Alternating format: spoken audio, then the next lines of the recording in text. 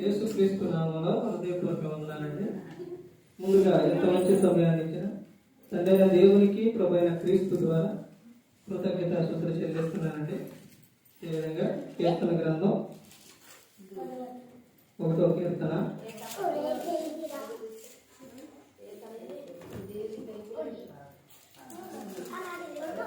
1వ కీర్తన పండు ఇక మీరు అమలు చేయకూడదు. ఇక మౌనం కూర్చోవాలి. వాక్యం చెప్పారు.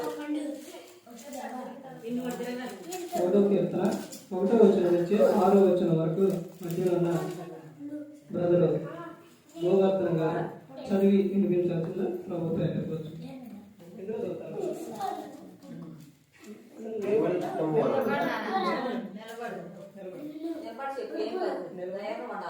1వ కీర్తన 1వ వచనం నుంచి 6వ వచనం. దేవుని చిత్తము వలన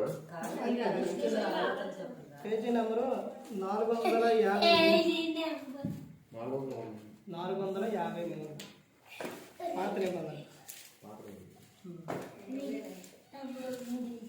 దుష్టుల ఆలోచన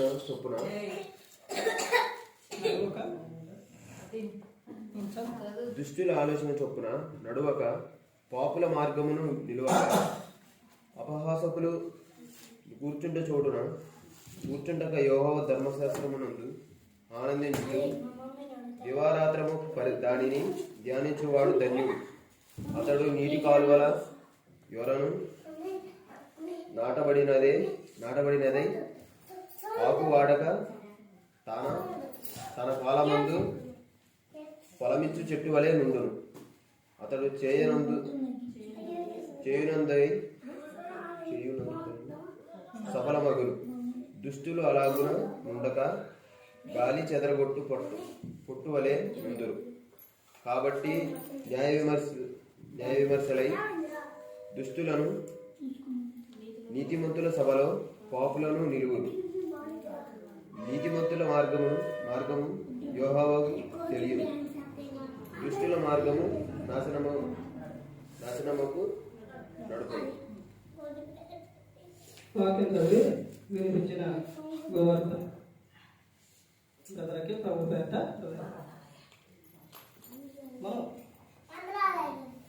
మీరు కూర్చోండి. నీకు అందరూ చేయకూడదు. వాక్యం చెప్పేటప్పుడు నీకు అందరూ చేయకూడదు. వందనాలు. మౌనం కూర్చోండాను.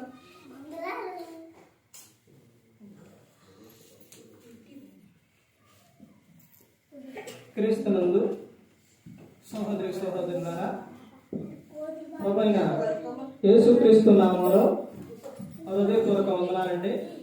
ముందుగా ఇంత మంచి సమయాన్ని ఇచ్చిన తండ్రైన దేవునికి ప్రభువైన క్రీస్తు ద్వారా కృతజ్ఞతాస్తుతులు చెల్లిస్తున్నానండి. అందరూ బాగున్నారండి? వాక్యం చదువుకొని ప్రార్థన చేసుకున్న తర్వాత పాఠంలోనికి విడదామండి.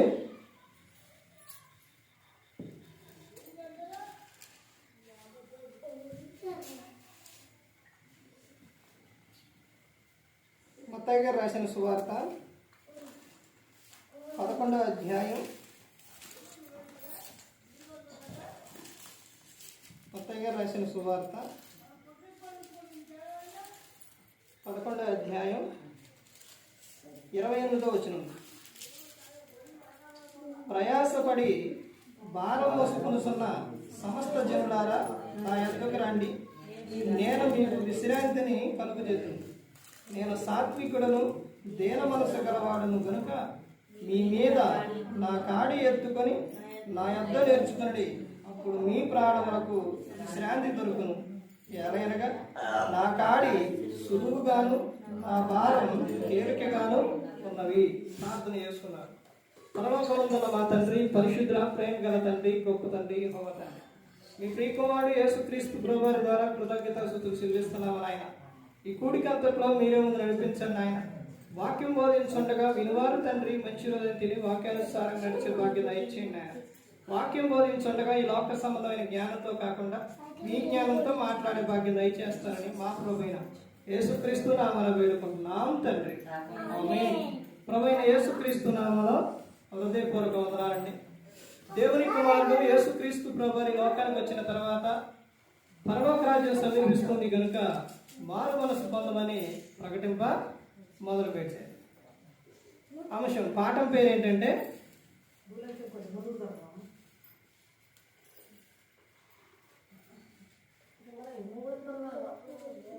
యేసుక్రీస్తు ప్రభువారు ఈ లోకానికి ఎందుకు వచ్చారు?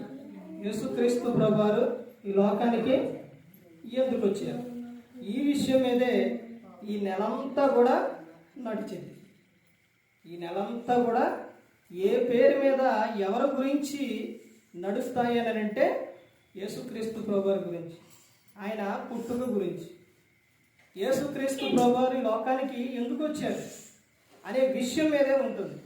మనిషి ఆ విషయాలు తెలుసుకోవాలి. యేసుక్రీస్తు ప్రభువారు ఈ లోకానికి ఎందుకు వచ్చారు అనేది తెలుసుకోవాలి. ఎందుకు వచ్చారు యేసుక్రీస్తు ప్రభువారు ఈ లోకానికి? ఈ విషయం ఇంతవరకు కూడా ఎవరు కూడా మనసులో పెట్టట్లేదు, నేర్చుకోవట్లేదు. ఎందుకు వచ్చారు అని అంటే ఏమీ చెప్పరు.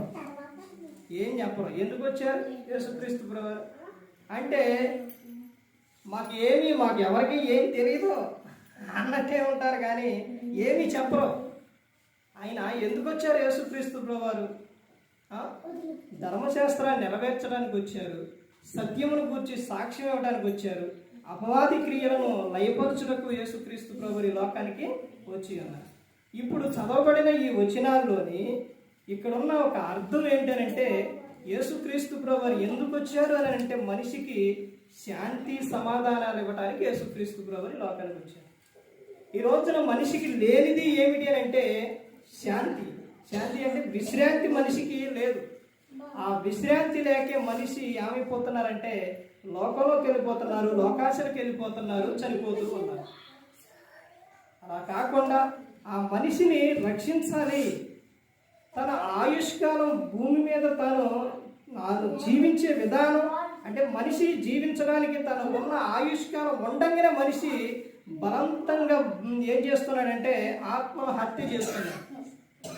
అలా నువ్వు చనిపోకూడదు. నీకు దేవుడు నీకు ఇచ్చిన ఆయుష్కాలం నువ్వు పూర్తి చేసుకొని లోకం విడవాలి. అందుకనే నువ్వు మధ్యలోనే నువ్వు మరణించడం.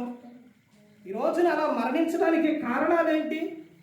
ఎందుకని యవనంలో తర్వాత ఇంకా వయసు కొద్దిగా ముందుకెళ్తున్నప్పుడు ఎందుకని భయంకరంగా చనిపోతున్నారనంటే ప్రసంగి 7వ అధ్యాయం 17వ వచనంలో అధికముగా దుర్మార్గ పనులు చేయకము, బుద్ధిహీనముగా తిరగకము, నీ కాలానికి ముందు నువ్వేలా చనిపోదువు అంటే కాలానికి ముందే మనిషి వెళ్ళిపోతున్నాడు. అలా వెళ్ళిపోకూడదని యేసుక్రీస్తు ప్రభువారు ఈ లోకానికి వచ్చారు. ఈ లోకానికి వచ్చి అందరి కోసం ఆయన మరణించారు. యేసుక్రీస్తు ప్రభువారు ఎంతో విధంగా యేసుక్రీస్తు ప్రభువారు ఆయన పరలోకం విడిచిపెట్టి ఈ లోకానికి వచ్చి ఆయన పరలోకంలో ఎలా ఉంటారండి? యేసుక్రీస్తు ప్రభువారు పరలోకంలో ఎలా ఉంటారు? ప్రకటన గ్రంథం 1వ అధ్యాయం, ఆ అధ్యాయం మొత్తం చదివితే ఆయన పవర్ ఏంటో అక్కడ కనబడుతుంది. యేసుక్రీస్తు ప్రభువారి గురించి కొన్ని విధాలుగా మనిషి లోకంలో చూస్తే ఏమనుకుంటున్నారనంటే ప్రతి ఒక్కరు కూడా ఎలా అనుకుంటారనంటే ఆయన రక్షకుడు. ఇప్పుడు చదవబడిన ఈ విషయాన్ని కానీ ఇప్పుడు నుంచి నెల మొత్తం చెప్పే విషయాన్ని కానీ ఆయన రక్షకుడే. రక్షించడానికి యేసుక్రీస్తు ప్రభువారు వచ్చారు. కానీ ఈ రక్షకుడే తర్వాత శిక్షకుడు అయితురు. ఇది మనిషి గమనించట్లేదు, తెలుసుకోలేకపోతున్నారు. యేసుక్రీస్తు ప్రభువారు ఈ లోకానికి వచ్చి స్వయంగా ఇదిగో మీరు నా ఎదుట నిలబడి మీరు ఇప్పుడు నాతో పాటు ఉంటున్నారు. మీరు ఈ లోకంలోని యేసుక్రీస్తు ప్రభువారితో అందరూ కలిసి ఉంటారనమాట. ఎక్కడ? ఈ లోకంలో కలిసి ఉంటారు అందరూ కూడా. కానీ ఈ లోకం విడిచిన తర్వాత ఇక్కడ ఎలాగైతే కలిసి ఉన్నప్పుడు యేసుక్రీస్తు ప్రభువారు ఎలాగైతే పరిశుద్ధంగా ఉన్నారో అదే విధంగా నువ్వు కూడా ఆయనతో పాటు ఉంటే అదే విధంగా అక్కడ కూడా అలాగే ఉండవు. ఆడ కాకుండా నువ్వు ఆయన నుంచి దూరంగా వెళ్ళిపోతే ఎన్ని బాధలు పడతారు అంటే చాలా ఇబ్బందులు పడతారు. చాలా ఇబ్బంది పడుతుంది. ఇది మనిషి తెలుసుకోలేకపోతున్నాడు. ఇక్కడ ఏమని చెప్తున్నారు? నేను మీకు ఏమిస్తానని చెప్తున్నారు? విశ్రాంతిని ఇస్తానని చెప్తున్నారు. శాంతిని ఇస్తానని యేసుక్రీస్తు ప్రభువారు చెబుతూ ఉన్నారు. లోకాసువార్త 2వ అధ్యాయంలో 8, 9, 10, 11 వచనాలు చదువుకుంటూ వెళితే అక్కడ ఎవరి గురించి ఉంటుంది అంటే క్రీస్తు పుట్టుక గురించి ఉంటుంది. ఇదిగో నేడు రక్షకుడు మీ కొరకు పుట్టి ఉన్నాడు. ప్రజలందరికీ మహా సంతోషకరమైన సువార్తమానం. క్రీస్తు పుట్టుకంటే ఏంటి? క్రీస్తు పుట్టుకంటే ఏంటండి? సంతోషకరమైన సువార్తమానం. ఎందులో సంతోషం? ఎందులో సంతోషం? మనిషి క్రీస్తు పుట్టుకతో సంతోషాన్ని దాన్ని ఎలా మార్చాడనంటే, ఆ రోజున మత్తయి సువార్త 2వ అధ్యాయంలో ఉంటుంది. తూర్పు దేశపు జ్ఞానులు వాళ్ళు బయలుదేరి వచ్చినప్పుడు, వాళ్ళు ఎక్కడికి వచ్చినప్పుడు సంతోషించారు, ఎక్కడికి వెళ్ళినప్పుడు సంతోషించారు అని అంటే, వాళ్ళు యేసుక్రీస్తు ప్రభువారి యొద్దకు వెళ్ళి, అంటే శిష్యువు ఆయన పుట్టినప్పుడు ఆయన దగ్గరకు వెళ్ళి ఆయన ఎదుట సాగిలపడి ఆయనను పూజించి బంగారము, సామ్రాణి, బోడము అవన్నీ కూడా ఆయనకు సమర్పించారు. అంటే వాళ్ళు ఎక్కడికి వెళ్ళినప్పుడు సంతోషించారని అంటే, క్రీస్తుని చూడడానికి వెళ్ళి అక్కడికి వెళ్ళినప్పుడు సంతోషించారు. ఇదే విధంగా ఈ రోజున మనిషి ఎలా సంతోషిస్తున్నారంటే, క్రీస్తు పుట్టుక పేరుతోని మనిషి తమ శరీర కోరికలు తీర్చేసుకుంటున్నాడు. ఏంటా శరీర కోరికలని అంటే, ఒకటి నేత్రాశ, శరీరాశ, జీవకుటంబం. ఇవి తీర్చేసుకుంటున్నారు మనుషులు. అంటే ఎలా తీర్చుకుంటున్నారంటే, క్రిస్మస్ అనే పేరుతోని ఏం చేస్తున్నారు? క్రీస్తు పుట్టుకతోని ఏం చేస్తున్నారు? డ్యాన్సులు, విందులు, తర్వాత వినోదాలు, తమ ఇష్టానుసారంగా చేయటం, స్టేజీల మీద డ్యాన్సులు వేయటాలు. ఎవరు వేసేది? వాళ్ళు ఎవరండి? చిన్నపిల్లలు కాదు, యవనస్తుడు, యవన స్త్రీ, యవన పురుషుడు, పరశ్రీ పురుషుడు, పరపురుషుడు కలిసి ఏం చేస్తున్నారు? డ్యాన్సులు వేస్తూ ఉన్నారు. అది కూడా ఎవరు? మరలా క్రీస్తుని నమ్ముకున్న వారే, క్రైస్తవులే. నా నామం అన్ని జనుల మధ్య దూషింపబడుతుంది అంటే కారణం ఎవరు? మీరేనని చెప్పారు. అంటే ఈ విధంగా చేస్తూ ఉంటే అసలు ఏ విధంగా ఉందో ఒక్కసారి ఆలోచించండి. క్రైస్తవం దేవుడు సంఘములోని అల్లరికి కర్త కాడు. కానీ ఈ రోజున ఆ పేరుతోని చేస్తున్న విషయం ఏంటి? ఎంత అల్లరి చేస్తున్నారంటే, ఏ విధంగా చేస్తున్నారనంటే, మందిరానికి రమ్మంటే రారు, దేవుని యొద్దకు రారు. కానీ ఆ రోజున మాత్రం చేసే పనులు ఎలా ఉంటాయనంటే, ఎంత భయంకరంగా ఉంటాయనంటే, అది దేవునికి మహిమకరంగా ఉందా? బైబుల్ ఏదైతే చెబుతుందో అదే నువ్వు చెయ్యాలి, అదే చేయాలండి. నీ ఇష్టానుసారంగా జీవించడానికి దేవుడు ఊకోరు. అర్థమవుతుందండి? ఈ రోజున మాకు ఒక విషయం చెప్పాలనంటే, ఈ రోజున మా చిన్న మామయ్య వాళ్ళ పాప ఇంతకన్నా మన అంత ఉండిద్ది, 5వ క్లాస్ చదువుతుంది. పుట్టినరోజు ఈరోజు. అంటే మామయ్య పెద్ద కూతురు పుట్టినరోజు ఈరోజు. పుట్టినరోజు అంటే ఎలా ఉండిద్ది? వాళ్ళ అమ్మ ఎప్పుడు నిన్న చెప్పారు, నిన్నటి నుంచి అన్నీ రెడీ చేసి ఈరోజు ఉదయం నుంచి కూడా వాళ్ళకి పాలేంటి, తర్వాత అన్నీ తీసుకొచ్చి, తర్వాత స్కూల్లో వాళ్ళకి పిల్లలకి ఇవ్వడానికి బిస్కెట్లు, తర్వాత వాళ్ళు కేకు కట్ చేయడానికి ఇంటికాడ కేకు. నేను ఆమెకేం చెప్పానంటే, ఉదయాన్నే ఇచ్చారు, మధ్యాహ్నం కూడా మళ్ళీ బిస్కెట్లు, తర్వాత నైట్ నీకు కేక్ కటింగ్ ఉండి తల్లి అని చెప్పాను.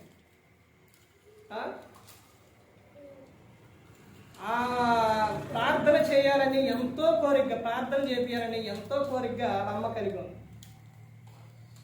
ఇక్కడ నేనేమని చెప్పా సంఘంలో, బుధవారం నాడు ప్రార్థన అని చెప్పా. ఒక విషయం ఏంటంటే అక్కడ ఊరు మొత్తాన్ని పిలుచుకొని కేక్ కటింగ్ అంత సంతోషాన్ని వదిలిపెట్టుకొని ఈయనకి ఎందుకు వచ్చాను నేను? ఇందాక వచ్చేటప్పుడు కూడా ఆయన ఫోన్ చేసింది, ఎక్కడున్నావని. ప్రార్థనకి వెళ్తున్నానంటే సరేలే అని అవన్నీ వదిలిపెట్టుకొని నేను వచ్చాను. ఎందుకనంటే సంఘములో నేను చెప్పాను ఏమని, బుధవారం నాడు ప్రార్థన ఉంటుంది అని. మరి వెళ్ళకపోతే ఎలాగా? ఎవరు వద్దన్నా, ఎన్ని వచ్చినా, ఏదైనా కానీ సంఘం కోసం వస్తున్నా. చలైనా, వానైనా, ఎండైనా సంఘం కోసం వస్తున్నా, మీకోసం. ఎందుకో తెలుసండి, సంఘం అంటే క్రీస్తు శరీరం. సంఘం అంటే అంత ఇష్టం నాకు. ఎందుకు ఆ ఇష్టం అని అంటే క్రీస్తు అంటే ఇష్టం. అందుకని సంఘం కోసం వారికి వాక్యం చెప్పాలి, వారి దగ్గరకు వెళ్ళాలి, చెప్పాలి, ఆగకూడదని ఇంత ప్రయాసపడి వస్తా బాగా చేయించుకొని వచ్చాను. అందుకే లేట్ అయింది. కానీ మన ఆసక్తి ఎలా ఉంది? ఆసక్తి ఎలా ఉందండి? ఈరోజు ఒక్క నిమిషం కూడా రెస్ట్ లేదు. ఉదయం నుంచి ఇప్పటి వరకు బండి మీద, రోజు మొత్తం బండి మీద. ఈరోజు నేను ఉదయాన్నే పుడ్రాలు వచ్చి మరలా మధ్యాహ్నం హాస్పిటల్కి వెళ్ళి నూజివీడు వెళ్ళి అక్కడ నుంచి వెంటనే వాళ్ళ ఇంటికాడ దింపి మరలా తిరిగి ఊరు వచ్చి అవి బాగా చేయించుకొని మరలా ఏడుకొచ్చాను. ఇంత జర్నీయే. అయినప్పటికీ కూడా కోడిక అనేది ప్రార్థన ఆగకూడదు.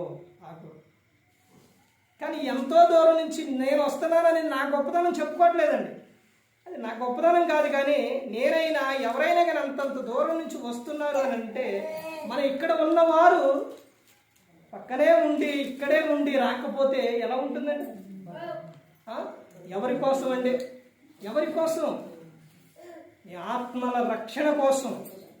ఆత్మల రక్షణ కోసం అండి. యేసుక్రీస్తు ప్రభువారు అంత ఆనందాన్ని, సంతోషాన్ని వదిలిపెట్టి ఎందుకు వచ్చారు? యేసుక్రీస్తు ప్రభువారికి పరలోకంలో ఎలా ఉంటుందో తెలుసండి. ప్రకటన గ్రంథం చదవండి, అర్థమవుతుంది. మొత్తం చదివితే అర్థమవుతుంది. యేసుక్రీస్తు ప్రభువారు పవర్ ఏంటో, ఆయన ఉండే విధానం ఏంటో. ఏకైక కుమారుడు, ఒక్క కుమారుడు ఎలా ఉంటుంది ఒక్కసారి ఆలోచించండి. ఒక్క కుమారుడు అంటే పాపైన బాబైన ఎవరినైనా ఒక్కళ్ళని ఎలా చూస్తారండి? అస్సలు మామూలు చూడరు. నిత్యం అక్కడేంటో తెలుసండి, యేసుక్రీస్తు ప్రభువారికి గాన ప్రతిగానాలు. పరిశుద్ధుడు పరిశుద్ధుడు పరిశుద్ధుడని గాన ప్రతిగానాలు యేసుక్రీస్తు ప్రభువారికి. అంత ఆనందాన్ని వదిలిపెట్టుకొని ఈ లోకానికి వచ్చి బైబిల్ గ్రంథంలో ఎవరు రాపించారు? ఆయన ధనవంతుడై ఉండి దరిద్రునిగా ఈ లోకంలో జన్మించారు. ఆయన జన్మించినప్పుడు ఎన్ని ఇబ్బందులు. పోయిన వారం చెప్పాననుకుంటా, ఎక్కడి నుంచి మొదలైంది? అసలు రావటం కాడి నుంచే మొదలైంది బాధ. ఇక మరియమ్మ గారి గర్భాన పడ్డ కాడి నుంచి మొదలైంది బాధ. గర్భం ధరించినప్పుడు పరిశుద్ధాత్మ ద్వారా గర్భం ధరించినప్పుడు ఏమన్నా ప్రశాంతంగా ఉందా? సంతోషంగా ఉందా? ఆమెకి ఏమన్నా రెస్ట్ ఉందా? రెస్ట్ లేదు. అంటే ఒక ప్రాంతం నుంచి ఒక ప్రాంతం, అక్కడ నుంచి ఇక్కడికి, అక్కడి నుంచి ఇక్కడికి చిరకటమే. ఆ తర్వాత యేసుక్రీస్తు ప్రభువారు ఈ లోకానికి వచ్చిన తర్వాత ఆయన ఆనందంగా ఉన్నారా, సంతోషంగా ఉన్నారంటే అది లేదు. అయినప్పటికీ కూడా అవన్నీ కూడా భరించారు. తండ్రి అక్కడ ఏదైతే చేశారో, ఏదైతే చూశారో అవన్నీ కూడా యేసుక్రీస్తు ప్రభువారు ఇక్కడికి వచ్చి చెప్పారని నేను చెబుతున్నా, లేకపోతే బైబిల్ గ్రంథంలో ఉందా? యోహాను సువార్త 5వ అధ్యాయం 19వ వచనం. కాగా యేసు వారికి ఇట్లని ప్రత్యుత్తరం ఇచ్చును, ఏమని? తండ్రి ఏది చేయుట కుమారుడు చూచును, అదే కానీ తనంతట తాను ఏది కూడా చేయడు అని చెప్పారు. అయ్యా, నువ్వు ఈ అద్భుతాలు ఎలా చేస్తున్నావు? నువ్వు ఇలా ఎలా ఉంటున్నావు? ఈ ఆశ్చర్యక్రియ ఎన్ని ఎలా చేస్తున్నావు అంటే ఏమని చెప్పారు? నా తండ్రి యొద్ద అవన్నీ నేను చూశానని చెబుతున్నాను. తండ్రి, తల్లి, పిల్లలు ఏదైతే చేస్తారో పిల్లలు అదే కలిగి ఉంటారు. అక్కడ తండ్రి అయిన దేవుడు ఏదైతే కలిగి ఉన్నారో యేసుక్రీస్తు ప్రభువారు అదే కలిగి ఉన్నారు. ఒక విషయం ఏంటో తెలుసండి, పుట్టినరోజు సందర్భం వచ్చినప్పుడు కానీ, సందర్భానుకూలంగా ఏదన్నా వచ్చినప్పుడు కానీ అప్పుడు చెప్పినప్పుడు ఎలా ఉంటుందనంటే, అప్పుడు ఒక్కొక్క అంశం మీద మాట్లాడినప్పుడు అర్థమవుతుంది. ఒక్కొక్క అంశం మీద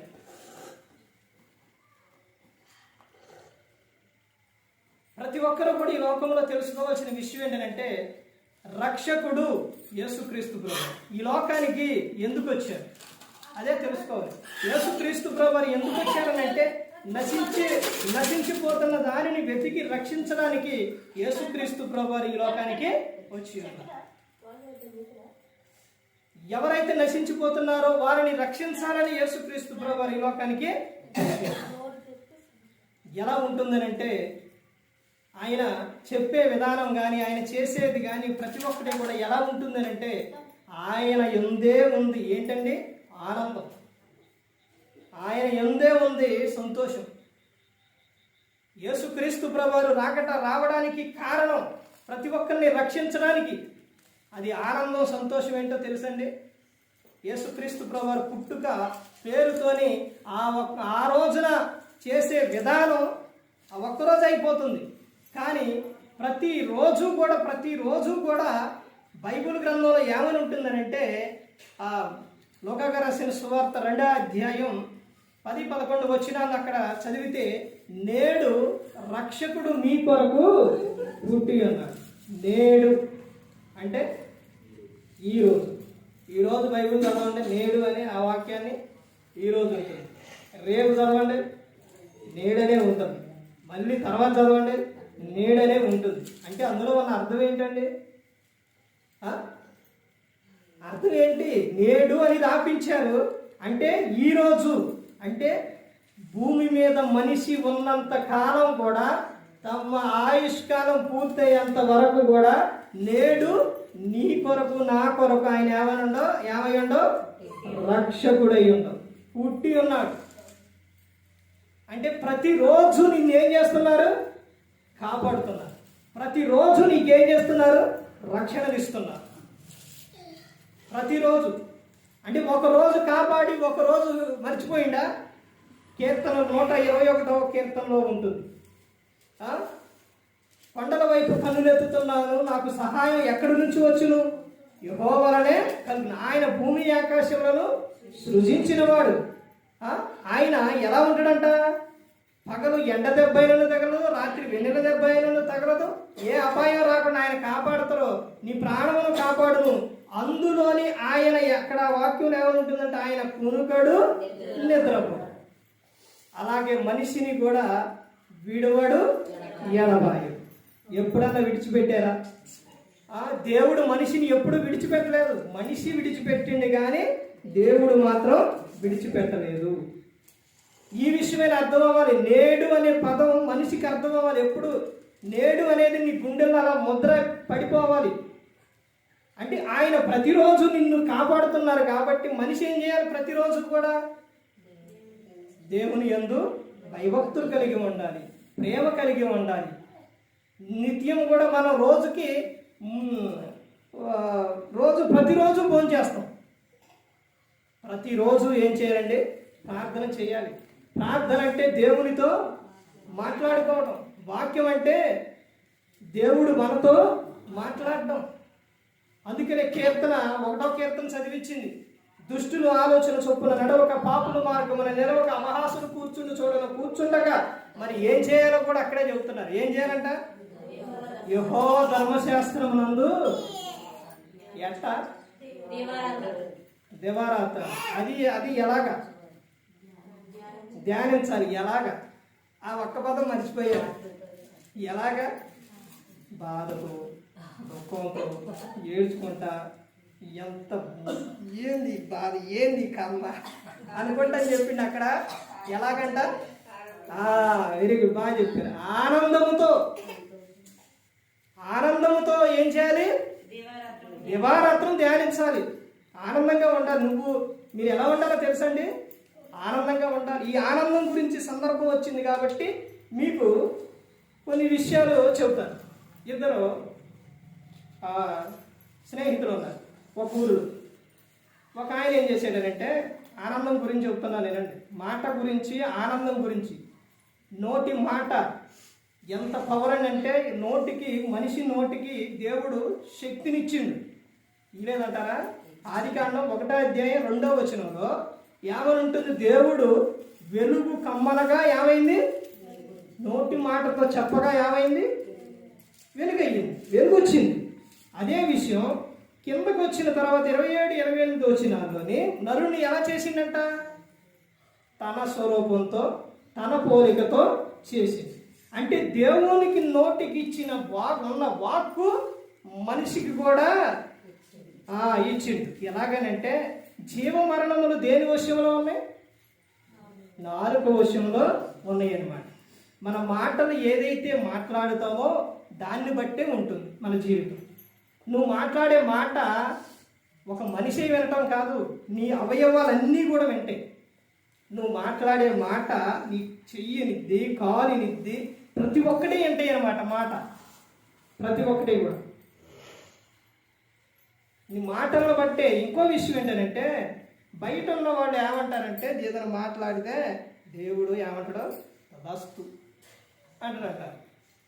అలాగే బైబిల్ గ్రంథంలో నువ్వేదన్నా మాట్లాడినప్పుడు దేవుడు బైబిల్ గ్రంథంలో ఉన్న విషయం ఏంటని తెలుసండి? ఆడే తదస్తు అంటారు. బైబిల్ గ్రంథంలో ఉన్న విషయం ఏంటంటే అవును గాక అంటారు. ఆమె అర్థమవుతుందండి. అప్పుడు అయిపోయి ఏం చెప్తారు? ఇదే విషయం ఒక సందర్భం చెబుతారు. 2 స్నేహితులు ఉన్నారు. ఒక ఆయన సిటీలో ఉంటున్నాడు, ఒక ఆయన పల్లెటూరులో ఉన్నారు. వీళ్ళిద్దరూ కలిసి పండగ కలుసుకున్నారు, వచ్చారు. 2 స్నేహితులు కంటే ఫ్రీగా మాట్లాడుకుంటారుగా వచ్చారు. వచ్చిన తర్వాత సిటీలో ఉన్న ఆయనలో అడుగుతుండే అనమాట. ఎవరు? పల్లెటూరులో ఉన్న ఆయన. ఏమనంటే ఎరా మరి ఎలా ఉంది నీ జీవితం అని సిటీలో ఉన్న ఆయన అడిగారు. అడిగినప్పుడు ఆయన చెప్పాడు, ఆయన ఏమని చెప్పాడంటే నెంబర్ 1గా ఉంది నా జీవితం. దేవుని మహాకృపను బట్టి అసలు నా దేవుడు నన్ను బాగా దీవించిండు. నేను చాలా ఆనందంగా ఉన్నాను. మంచి కుటుంబం, భార్య, పిల్లలు, చాలా ఆనందంగా ఉన్నాను. దేవుడు నాకు బాగా కలుగు చేస్తుండో, బాగా ఇస్తుండనని సిటీలో ఉన్నాయని చెప్పాడు అన్నాడు.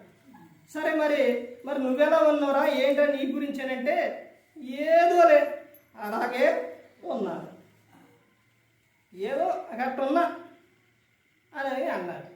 అన్న తర్వాత సరే వీళ్ళిద్దరూ ఎట్టోళ్ళట్టు వెళ్ళిపోయారు. ఒక 3-4 సంవత్సరాల తర్వాత మరలా ఇద్దరు కలిసి మరలా కలుసుకున్నారు. కలుసుకున్న తర్వాత ఈ పల్లెటూరులో ఉన్న ఆయన ఈ సిటీలో ఉన్న ఆయన అడిగింది, ఎరా ఎలా ఉంది, ఏంటి నీ లైఫ్, నీ జీవితం ఎలా ఉందంటే ఏమని అడిగాడనంటే ఆయన ఏం చెప్పాడనంటే ఇంకా ఎక్కువ చెబుతాడు అనమాట. ఏమని? దేవుడు ఇంకా నన్ను దీవించుండు, ఇంకా ఆశీర్వదించుడు, నాకు ఇంకా అభివృద్ధి అసలు మామూలు లేదురా అని చెప్పాడు. ఈయన ఏమన్నా అడిగాడు, ఎక్కడ పల్లెటూరులో ఉన్నాయి, ఎలా మరి నీ పరిస్థితి ఏంటంటే ఏదోలే అట్టే ఉన్నాను. తాను మాటను బట్టి వాళ్ళ జీవితం అనేది ఉండిపోయింది. తానేమో ఎలా మాట్లాడాడు?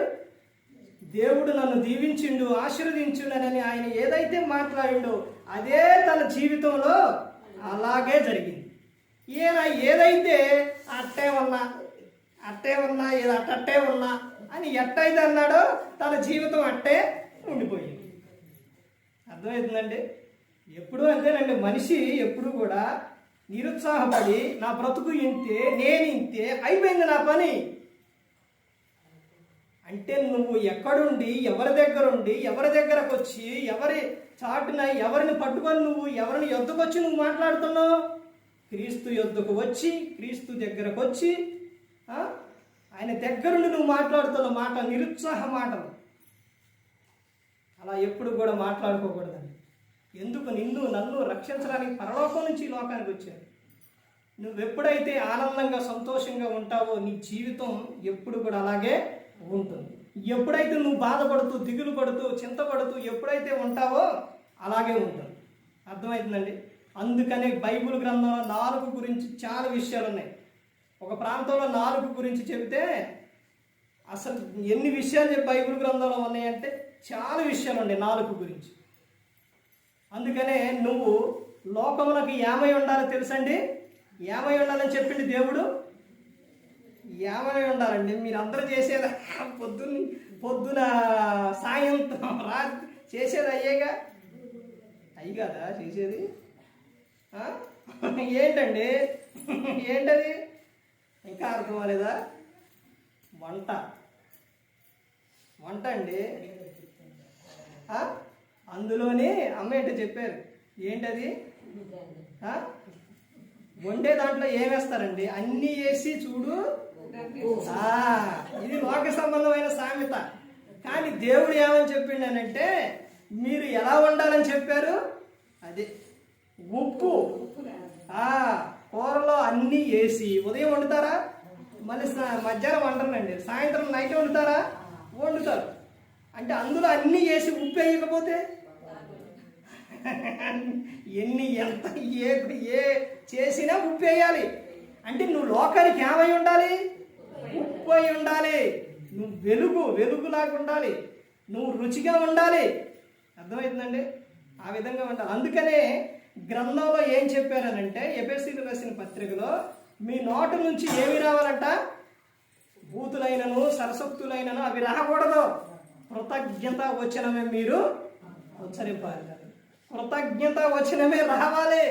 ఒకరిని నువ్వు దీవించు, నువ్వెప్పుడు దీవెనకరంగా మాట్లాడు, ఆ దీవెనే నీ మీదకి వచ్చింది. నువ్వెప్పుడు తిడతనే ఉండు. అర్థమైందండి?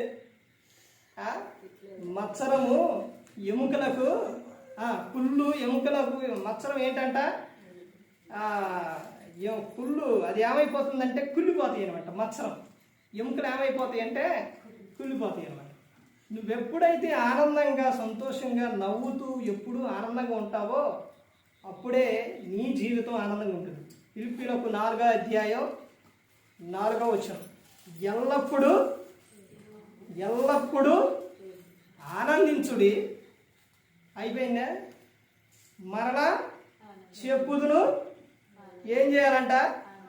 ఆనందించుడి. ఎల్లప్పుడూ కూడా ఏం చేయాలంట? ఆనందించాలి, ఆనందంగా ఉండాలి. అందుకని నీకు ఆనందం ఇవ్వడానికే యేసుక్రీస్తు ప్రభువారు ఈ లోకానికి వచ్చింది. ఎందుకు ఈ లోకానికి వచ్చారనంటే నీకు ఆనందం ఇవ్వడానికి. అదే ఇక్కడ చదవబడిన విషయం. అంటే ఈ లోకంలో నువ్వు ఆనందంగా ఉండాలి. నువ్వు ఈ లోకం విడిచిన తర్వాత ఆనందంగా ఉండాలి. పరలోకంలో ఉండాలి. ఆనందం అంటే ఎక్కడ? పరలోకంలోనే ఆనందం. ఆ పరలోకం చేరాలంటే ఏం చేయాలన్నది గ్రంథంలో స్పష్టంగా యేసుక్రీస్తు ప్రభువారు చెప్పి ఉన్నారన్నమాట. ఇప్పటి నుంచి ప్రతిరోజు కూడా చాలా మందికి ఎక్కువ కారణం ఏంటో తెలుసండి. అనారోగ్యం ఎందుకు వచ్చిందో తెలుసా? వ్యాధులు ఎందుకు వస్తాయో తెలుసా? వాళ్ళు ఎప్పుడు నవ్వకపోవటం వలన. దేవుడు ఏమని చెప్పారు? నీ నోటి నిండా నవ్వుంచుతానని చెప్పారు. నువ్వెప్పుడు నవ్వుతూ ఉండు, ఆనందంగా సంతోషంగా ఉంటావు. మా నాన్నగారిని డాక్టర్ గారు అదే అడిగారు, నువ్వు ఎప్పుడన్నా నవ్వుతావా?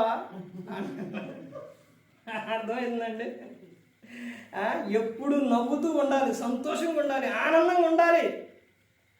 అవన్నీ ఎవరి యందు? ప్రభు నందు ఉండాలి.